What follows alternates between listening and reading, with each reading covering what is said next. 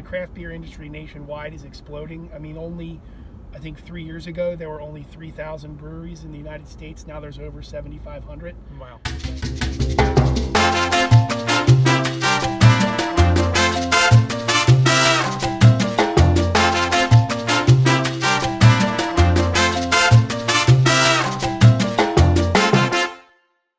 Hey guys, welcome to another edition of Cruisin with Zach. Today we have one of the owners of Slack Tide Brewery, Jason Campbell, on the show. Thank you, Jason, for being on the show. No problem, Zach. Thanks for having us. First off, did you catch the Eagles game last night? I did.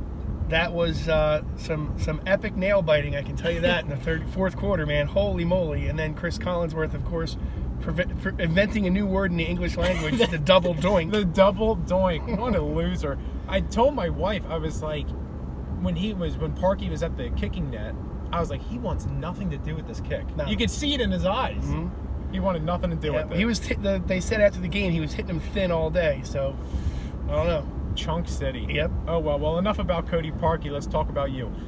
You're entering your fourth year. That's correct. At the brewery. Yep. Seems like you've been here forever. Take us back to when you first started. There's days when it feels like we've been here forever, but when we first started, we first incorporated as an LLC in 2014, and then opened to the public on December 8th of 2015. So it took about that year's time to get all of our paperwork and our filings with the TTB and the ABC and all that stuff squared away, financing completed, equipment delivered, and we found out in the first year we just couldn't keep up with demand. We started with a 27-gallon system. We're open, on weekends, usually Saturday, Sunday, for about 4 hours. We'd run out of beer, have to brew all the beer back. And then we quickly found out that was not a tenable business position.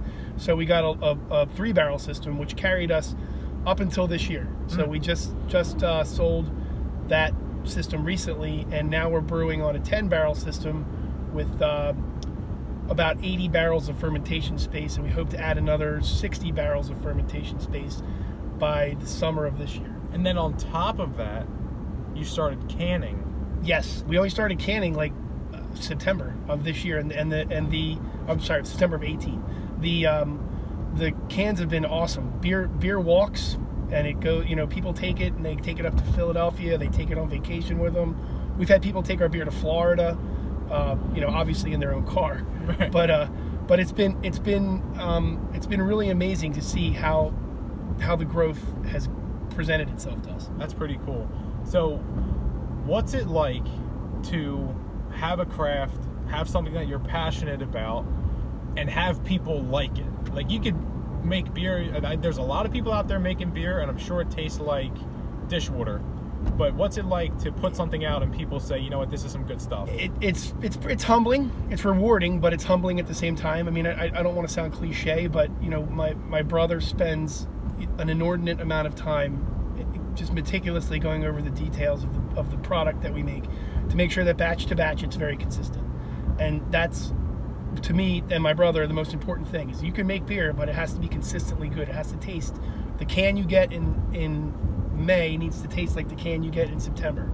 And so that's really important. I mean, the other thing is we've made a lot of friends through this. I mean, the brewing community in and of itself is very collegial, very fraternal, and it ends up being a really, it's a good time. I mean, if they say you never work a day in your life if you enjoy what you do, and there's a lot of truth to that when you're in the brewing business, but it is a lot of work. But we are humbled by the support we've received and the awards we've won. I mean, we've been, there's always a way to measure yourself, and one of the ways to measure yourself is enter your beers in competitions and see how they do. And we've been fortunate to have won a competition a year, or at least placed in a competition a year, with this sort of the granddaddy of them all being our bronze medal we got this year at the Great American Beer Festival, which is like the Super Bowl of beers. Where was that? It's in Denver, Colorado. Nice. And that's nice feathers to have in our cap. We actually are getting ready to enter another competition. We tend to do 1 or 2 a year. They're usually this time of year, so we'll see what happens with that one. Okay. So real quick, can you touch on New Jersey legislation? Are the rules getting tighter? Or are they loosening up? Like, what breweries can and cannot do? Nothing has been finalized. So it's really difficult to answer that question in a definitive way. I can tell you that the governor of the state and the ABC and the politicians and all see the breweries as a very viable and very strong economic driver. We create a lot of jobs. We create a lot of tax revenue. We create a lot of sales and revenue. So it's something that I think they're going to address and hopefully make it be equitable for everyone. We understand that it is a relatively new thing, but the craft beer industry nationwide is exploding. I mean, I think 3 years ago, there were only 3,000 breweries in the United States. Now there's over 7,500. Wow. So, I mean, the growth is amazing. And another interesting statistic, which sort of changes the ball game, so to speak, is most people, I read this the other day, a large percentage of people, I think it's like 80%, don't quote me on the exact percentages, live within 10 miles of a brewery now, of the entire country's population. Wow. So eventually, I think they're going to come to the realization that breweries are good. It's very good for the community. If you ask a lot of the folks where we are at, they really enjoy the community aspect of it. It's sort of it's a friendly place to meet. It doesn't have the same vibe as a bar. A lot of people put their phones away and have conversations. It's just an interesting sort of dichotomy between the community and the brewery. That's good stuff, man. All right, so real quick, what we're going to do now is go into the lightning round.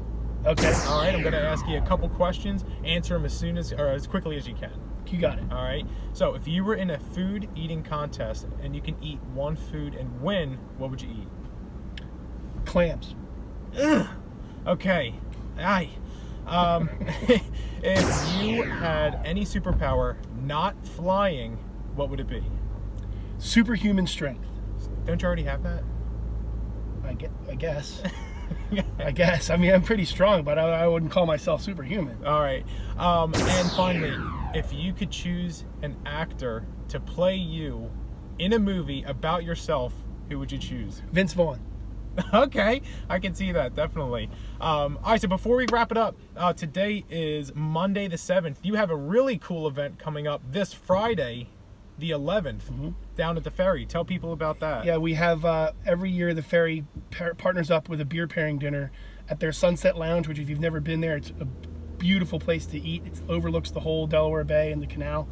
I believe it starts at 6. It's open to 55 people, and it's a 5-course beer and food pairing. So it's an appetizer course, and there's 4 other courses there, as well as a dessert as well. And we'll be there speaking about the beers, and it's always been a very cool event. They do it with us, Dogfish Head, Cape May. They have several other breweries that come and do this, and they try to do one a month. It's a really neat way to spend a winter Friday. Are tickets still available?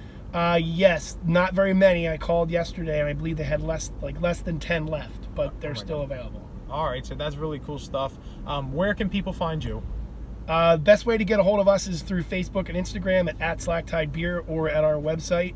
Or you can just, if you're local in the area, just drive to 1072 Route 83. It's in Claremont, New Jersey, and we're right there, right off of Route 83. Perfect. Hey, Jason, thanks so much for being on the show, man. No problem. Thanks for having us. Slack Tide Brewery, check them out.